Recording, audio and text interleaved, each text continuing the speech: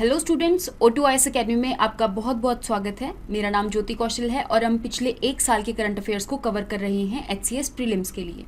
तो ओवरऑल आज हमारा डे नंबर 40 है और आज हम जो कवर करने वाले हैं दैट इज़ मई जून के 2022 के करंट अफेयर्स। तो हमने इससे पहले पिछले एक साल के करंट अफेयर्स को कवर कर लिया है। इसके अलावा हमने हरियाणा स्टेट से रिलेटेड जो करंट अफेयर्स हैं उनको भी कवर किया था। जिसने भी वो नहीं देखा है वो जाकर देख सकते हैं। तो शुरू करने से पहले अगर आपको इस वीडियो की PDF चाहिए तो आप हमारी O2IS अकेडमी की ऐप को जाकर डाउनलोड कर सकते हैं। वहाँ पे आपको HCS प्रीलिम्स के नाम से एक कोर्स मिल जाएगा। तो उसके कंटेंट सेक्शन में आपको स्टडी रिसोर्सेज के अंदर करंट अफेयर्स की PDFs मिल जाएंगी। तो आप वहाँ से इन PDFs को रिवाइज कर सकते हैं। जो भी बच्चे आने वाले एग्जाम की प्रेपरेशन कर रहे हैं HCS के लिए, तो उनके लिए हमने फाउंडेशन कोर्स को भी लॉन्च किया है। वो एक बार जाकर उसको एक्सप्लोर कर सकते हैं, जिसके अंदर हमने अलग अलग सब्जेक्ट्स को कवर किया है। इसके अलावा आपको स्टेट स्पेसिफिक GK भी मिल जाएगा, टेस्ट सीरीज भी मिल जाएंगी, तो आप जाके उनको प्रैक्टिस कर सकते हैं।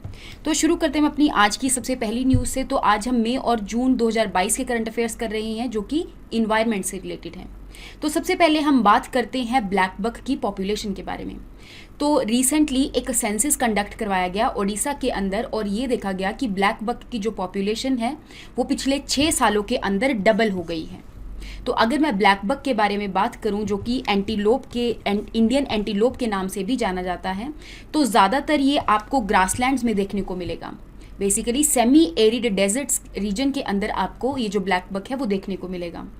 इंडिया और नेपाल के अंदर ये देखने को मिलता है और इंडिया के अंदर भी ये अलग अलग स्टेट्स में आपको मिलेगा, जैसे राजस्थान, गुजरात, मध्य प्रदेश, उड़ीसा वाला रीजन हो गया।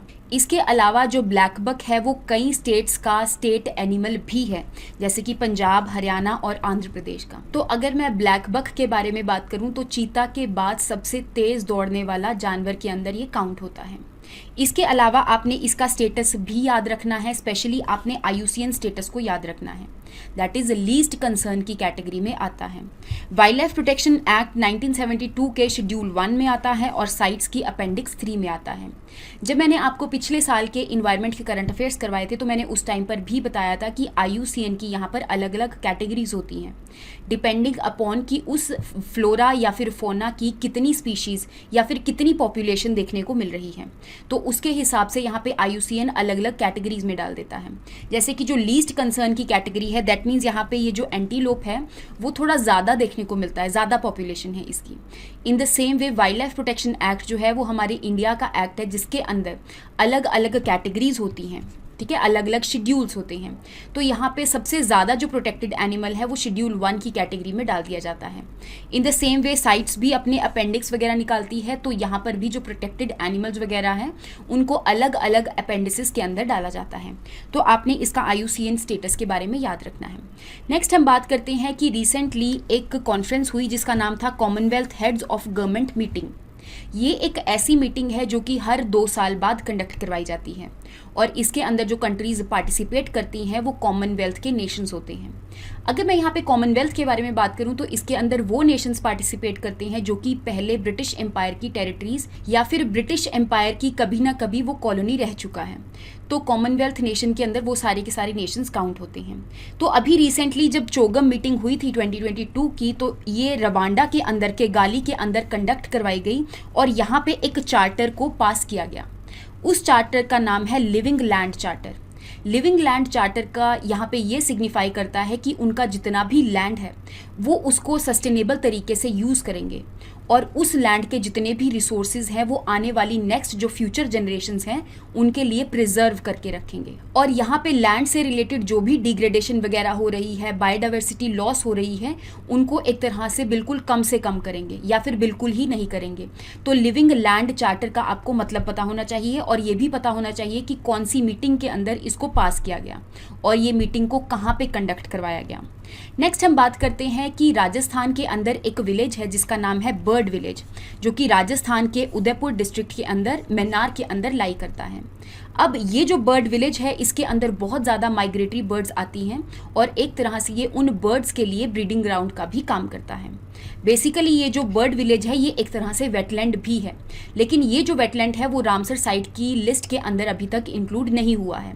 तो यहाँ पे राजस्थान इस बर्ड विलेज को एक तरह से प्रिपेयर कर रहा है ताकि उसको रामसर की साइट की लिस्ट के अंदर डाला जा सके। इसके अलावा राजस्थान के अंदर आपको 2 और वेटलैंड्स देखने को मिलेंगे, एक है केवलादो घाना नेशनल पार्क और दूसरा है सांबर सॉल्ट लेक, जो कि आपको अलग अलग डिस्ट्रिक्ट्स के अंदर देखने को मिलेंगे। रामसर साइट्स के बारे में अगर बात करूं तो इसके बारे में मैंने आपको पहले भी बताया है कि 1971 के अंदर एक कन्वेंशन साइन हुई थी जो कि रामसर सिटी ईरान के अंदर साइन हुई थी और यहाँ पे वर्ल्ड के जितनी भी रामसर साइट्स हैं, वेटलैंड साइट्स हैं, उनको कंजर्व करने की बात करी गई। तो 2 फरवरी को रामसर डे मनाया जाता है, वेटलैंड डे मनाया जाता है और इस टाइम पे अलग अलग साइट्स को रामसर की लिस्ट के अंदर इंक्लूड किया जाता है। तो आपने इसके बारे में याद रखना है। नेक्स्ट हम बात करते हैं कि सेंटर ने जो सिंगल यूज प्लास्टिक है उसको बैन करने की बात करी है।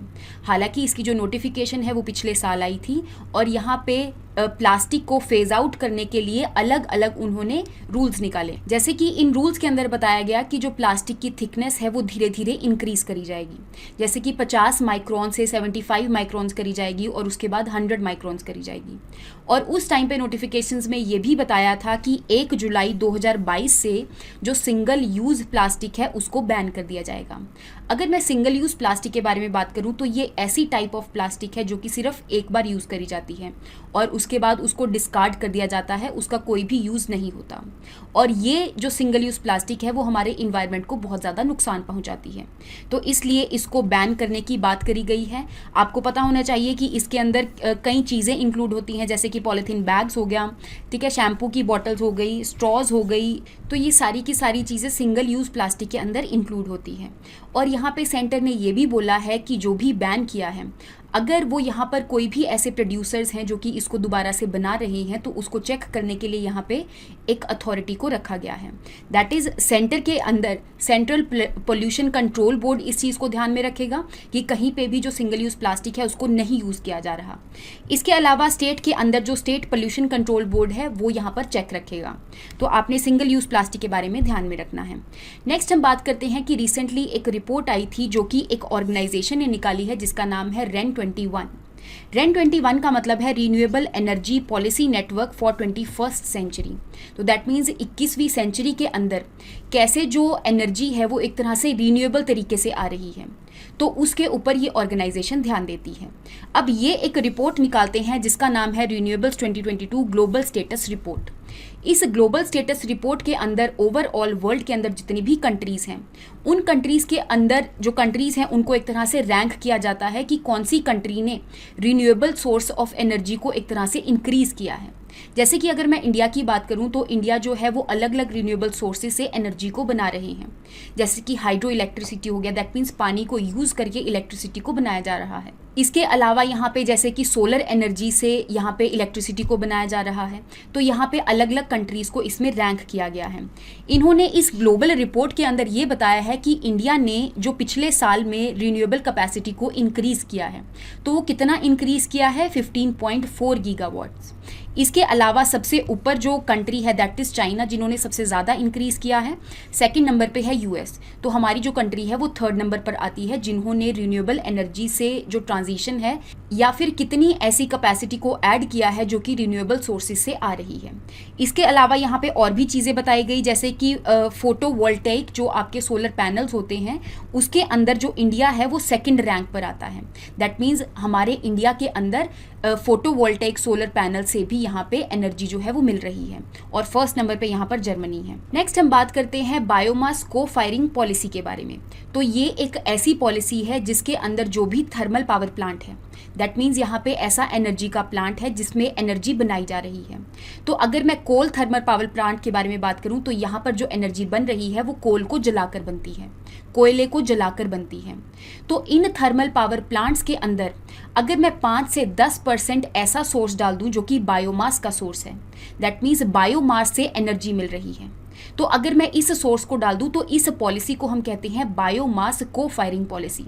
दैट मीन्स यहाँ पे बायोमास को भी यूज़ किया जा रहा है और एक तरह से बायोमास और कोल दोनों को इक्वली यूज़ किया जा रहा है ताकि यहाँ पे एनर्जी जो है वो जनरेट हो सके।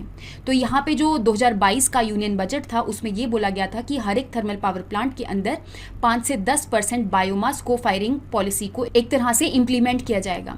पर क्योंकि यहाँ पे बायोमास पैलेट की इतनी ज़्यादा अवेलेबिलिटी नहीं है तो इस वजह से ये जो बायोमास को फायरिंग पॉलिसी है वो थोड़ी स्लो डाउन हो गई है।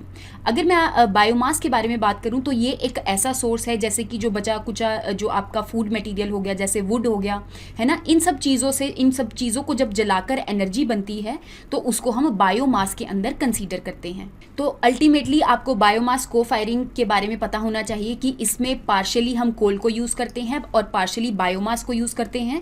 उन दोनों को इकट्ठे जलाया जाता है जिससे कि जो एनर्जी है वो बहुत ज़्यादा एफिशिएंट तरीके से बनने लग जाती है। नेक्स्ट हम बात करते हैं कि दिल्ली के अंदर यहाँ पे कोल को बैन करने की बात करी गई है और जो commission for air quality management है उन्होंने ये बोला है कि जनवरी 2023 से यहाँ पे नेशनल कैपिटल रीजन के अंदर दिल्ली के अंदर जो कोल है उसको बैन कर दिया जाएगा। अभी जो नेशनल कैपिटल रीजन के अंदर जो कोल है वो यहाँ पर कम सल्फर वाला कोल को यूज़ किया जाता है। जैसा कि आप जानते हैं कि दिल्ली वाले रीजन में बहुत ज़्यादा पोल्यूशन होती है तो इस वजह से ये अलग अलग स्टेप्स को लिया जा रहा है। इसके अलावा इस पॉलिसी से जो भी दिल्ली वाले रीजन के अंदर जो भी पोल्यूशन है एक तो वो कम होगी और बहुत ज़्यादा कोल भी बचेगा और इससे जो ग्रीन हाउस गैस का एमिशन है वो भी बहुत ज़्यादा कम हो जाएगा। तो आपको ध्यान में होना चाहिए कि दिल्ली के अंदर जो कोल बैन हुआ है वो 2023 1 जनवरी से इम्प्लीमेंट होगा, लेकिन इसके बारे में अभी मई वाले मंथ में बात करी गई थी तो इसीलिए ये मैं आपको पढ़ा रही हूँ। नेक्स्ट हम बात करते हैं अरुणाचल प्रदेश के एक प्रोजेक्ट के बारे में जिसका नाम है इटालियन हाइड्रो इलेक्ट्रिक प्रोजेक्ट। ये जो प्रोजेक्ट है वो दिबांग वैली के ऊपर बनाया जा रहा है और इसके अगेंस्ट बहुत सारे जो प्रोटेस्ट्स वगैरह हैं वो हो रहे हैं क्योंकि यहाँ पे जहाँ पर भी इस प्रोजेक्ट को बनाया जा रहा है उसकी वजह से जो आसपास की बायोडाइवर्सिटी है उसको बहुत ज़्यादा लॉस हो रहा है। तो यहाँ पे अरुणाचल प्रदेश के जो लोअर दिबांग और अपर दिबांग वाला रीजन है उसके बीच में जो दिबांग वैली है यहाँ पर इस हाइड्रो इलेक्ट्रिक पावर प्रोजेक्ट को बनाया जा रहा है जो कि 3000 मेगावाट का प्रोजेक्ट है। दैट मीन्स यहाँ पे जो पानी है उसको यूज़ किया जाएगा और पानी की हाइट को यूज़ किया जाएगा और पानी की हाइट की वजह से टरबाइंस घूमेंगी और अल्टीमेटली टरबाइंस घूमने की वजह से इलेक्ट्रिसिटी बनेगी। इसके अलावा आपको ये भी पता होना चाहिए कि जो दिबांग रिवर है वो ब्रह्मपुत्र की एक ट्रिब्यूटरी है और ब्रह्मपुत्र रिवर जो है वो हमारे नॉर्थ ईस्टर्न रीजन से अंदर एंटर करती है। नेक्स्ट हम बात करते हैं फिशिंग कैट के बारे में। तो सबसे पहली बार जो चिलिका डेवलपमेंट अथॉरिटी है उन्होंने ओडिशा के चिलिका लेक के अंदर इस सेंसस को कंडक्ट करवाया है। इस सेंसस के अंदर चिलिका लेक के अंदर जितनी भी फिशिंग कैट की पॉपुलेशन है तो जितनी भी फिशिंग कैट की पॉपुलेशन है उसको यहाँ पे फिशिंग कैट्स को काउंट किया गया और उसको भी एक पर्टिकुलर मेथड से ही काउंट किया गया है जिसका नाम है specially explicit capture recapture method. That means इस मेथड के अंदर जितनी भी कैट्स देखने को मिलेंगी उनको पहले कैप्चर किया जाएगा, उनके ऊपर एक कोई सिंबल लगाया जाएगा और उसके बाद उनको छोड़ दिया जाएगा। अगेन इसी तरीके से इसका एक पर्टिकुलर फॉर्मूला होता है जिसकी वजह से हम पॉपुलेशन के नंबर को यहाँ पर काउंट कर सकते हैं। इसके अलावा अगर मैं फिशिंग कैट के बारे में बात करूँ तो ये इंडिया के ऑल ओवर दी स्टेट्स अलग अलग रीजन्स में आपको देखने को मिलती है।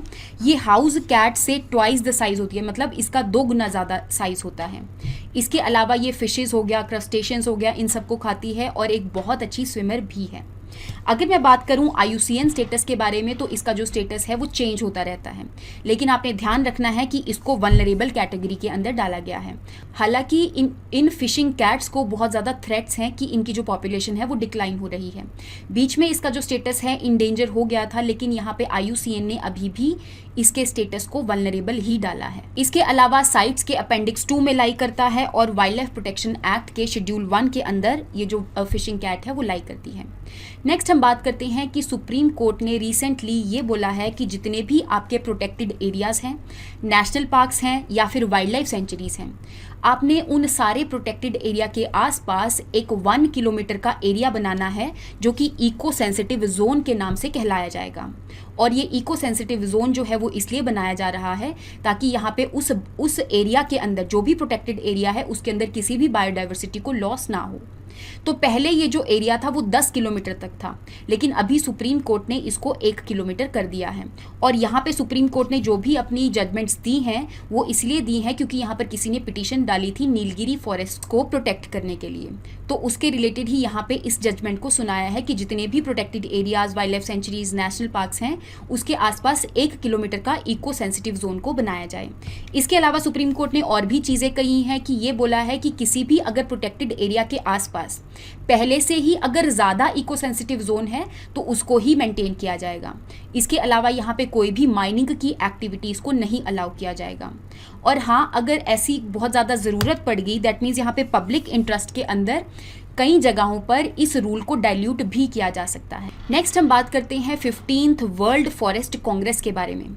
तो रिसेंटली ये जो कांग्रेस है 6 सालों के बाद कंडक्ट हुआ, जो कि यहाँ पे साउथ कोरिया के सियोल वाले रीजन में कंडक्ट करवाया गया। उन्होंने ही इसको होस्ट किया था, लेकिन एक ऑर्गेनाइजेशन के साथ मिलकर, that is food and agricultural organization. और यहाँ पर एक डेक्लेरेशन को साइन किया गया, दैट इज़ सियोल डेक्लेरेशन। अब सियोल डेक्लेरेशन ये कहता है कि अगर हमारे वर्ल्ड में कोई भी प्रॉब्लम है, चाहे कहीं पे बायोडाइवर्सिटी लॉस हो रहा है, चाहे कहीं पे क्लाइमेट चेंज हो रहा है, तो उन सारी प्रॉब्लम्स को सॉल्व करने के लिए सिर्फ हम एक ही सोल्यूशन निकालेंगे, दैट इज़ फॉरेस्ट्स। तो यहाँ पर सियोल डेक्लेरेशन के अंदर अल्टीमेटली उन्होंने ये बोला कि हम फॉरेस्ट्स को यूज़ करेंगे इन सारी प्रॉब्लम्स को टैकल करने के लिए। इसके अलावा ये जो डेक्लेरेशन है उसको बहुत सारी कंट्रीज़ ने यहाँ पर एक तरह से साइन किया है, जो कि इंडिया ने भी इसको साइन किया है, तो आपने इसके बारे में ध्यान में रखना है। नेक्स्ट हम बात करते हैं कि हमारी जो नेशनल पॉलिसी ऑन बायोफ्यूल्स है 2018 वाली, अभी रिसेंटली इसके अंदर 2022 के अंदर कुछ अमेंडमेंट्स किए गए हैं।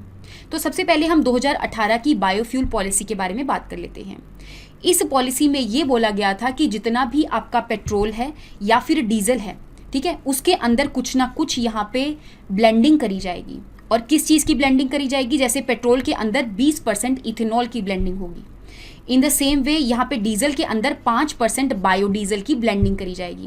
दैट मीन्स जो भी आप व्हीकल्स के अंदर पेट्रोल वगैरह यूज़ कर रहे हैं, वो पेट्रोल जहाँ पर भी बन रहा है तो वहाँ पे एक तरह से इथेनॉल को भी ऐड किया जाएगा और डीजल के अंदर बायोडीजल को ऐड किया जाएगा। तो इस वजह से जो भी इन्वायरमेंटल पोल्यूशन हो रहा है पेट्रोल और डीजल की वजह से, वो थोड़ा कम हो जाएगा। क्योंकि जैसा कि आप जानते हैं कि इथेनॉल और जो बायोडीजल हैं वो एक तरह से रिन्यूएबल तरीके हैं एनर्जी को प्रोड्यूस करने के। तो अभी जो इस पॉलिसी के अंदर अमेंडमेंट करी गई है वो ये करी गई है कि जो हमने 20% ब्लेंडिंग करनी थी पेट्रोल के अंदर, उसका टारगेट पहले 2030 रखा गया था, लेकिन इसको अब चेंज करके 2025 और 26 कर दिया गया है।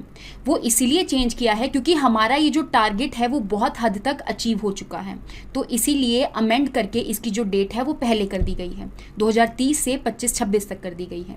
इसके अलावा कुछ और भी अमेंडमेंट्स हुई, जैसे कि यहाँ पर एक कमेटी होती है जिसका नाम है नेशनल बायोफ्यूल कोऑर्डिनेशन कमेटी, जिसके की जो चेयरमैन होते हैं वो पेट्रोलियम और नेचुरल गैस के मिनिस्टर होते हैं। तो यहाँ पे इसके अंदर, इस कमेटी के अंदर कुछ और मेंबर्स को इंक्लूड करने की भी बात करी गई है। इसके अलावा इस पॉलिसी के अंदर ये भी अमेंडमेंट करी गई कि आपने अगर बायोफ्यूल्स से रिलेटेड कोई भी चीज़ को एक्सपोर्ट करना है तो यहाँ पे आप परमिशन लेके उसको एक्सपोर्ट कर सकते हैं। तो आपने इसके अमेंडमेंट्स के बारे में ध्यान रखना है। इसके बाद हम बात करते हैं COP15 की, जो कि UNCCD की अभी कंडक्ट करवाई गई थी। अगर मैं बात करूँ UNCCD है क्या, तो united nation convention to combat desertification. That means यहाँ पे डेजर्टिफिकेशन को रोकने के लिए, जो एक तरह से ड्रॉट आ जाती है, लैंड डिग्रेडेशन आ जाती है, सूखा पड़ जाता है, तो उन सब चीज़ों को टैकल करने के लिए इसको UNCCD को बनाया गया था। और यहाँ पे जितनी भी कंट्रीज़ ने इसको साइन किया है और जितनी भी कंट्रीज़ जो हैं वो इसकी पार्टीज़ हैं, तो वो कॉन्फ्रेंस को कंडक्ट करवाते हैं हर साल। तो अभी रिसेंटली 2022 के अंदर इसकी 15th कॉन्फ्रेंस को कंडक्ट करवाया गया। आपने ध्यान रखना है कि ये जो कॉन्फ्रेंस है वो वेस्टर्न अफ्रीका के अंदर एक कंट्री है जिसका नाम है आइवरी कोस्ट। इस आइवरी कोस्ट के अंदर एक सिटी है जिसका नाम है अबिजान। तो यहाँ पर इसकी COP15 को कंडक्ट करवाया गया और यहाँ पर इसकी पर्टिकुलर थीम थी, that is land life legacy from scarcity to prosperity. I hope आपको यहाँ तक जितने भी इन्वायरमेंट के करंट अफेयर्स हैं वो समझ में आए होंगे। आने वाले लेक्चर्स के अंदर हम बाकी के जो करंट अफेयर्स हैं मई एंड जून के, वो भी जल्दी से जल्दी कवर कर लेंगे। तो thank you so much and have a nice day.